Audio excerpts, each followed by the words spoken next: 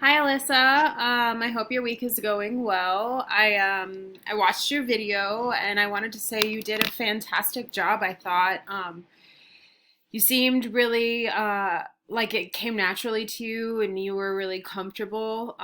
So yeah, great job. I went along with the idea of glows and grows that somebody mentioned in the discussion board. I thought that was really would be a really good way to um, navigate this. So I'm starting off with some glows. I really, sorry, I have a few notes I'm just gonna kind of read over. I loved one of my biggest takeaways and something that I'm gonna utilize more is the way that you paid attention to body language when she was talking about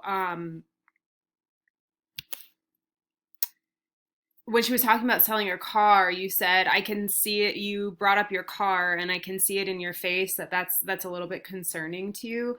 I think it's really powerful. You know, they teach us in school, especially when managing conflict, that not just assuming somebody's concerned, but calling to their attention their body language that is presenting that feeling, or that's showing that feeling, is really valuable in maintaining a calm environment. So I thought that was a really great that you did it, and you did that several times, which was really good.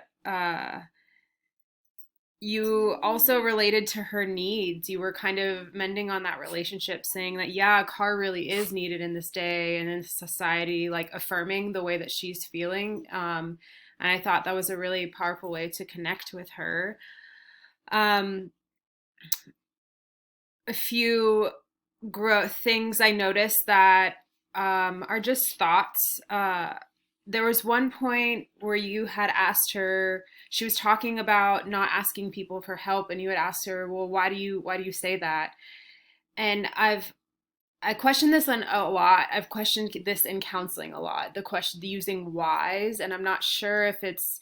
I think oftentimes it can come off, not that it did in your video at all, but that it can come off as a little bit more judgmental. So just something to think about when framing those kind of questions, noticing the way it could sound, or and even maybe shifting it, like maybe what does that mean to you of not what does that mean to you not asking people for help, instead of, or maybe not, I don't know. I mean, it's just a thought that I know sometimes it can feel judgmental when people say that to me. Well, why are you doing it that? And notice that my facial expression made that point, like made it seem a little bit more judgmental, which yours did not.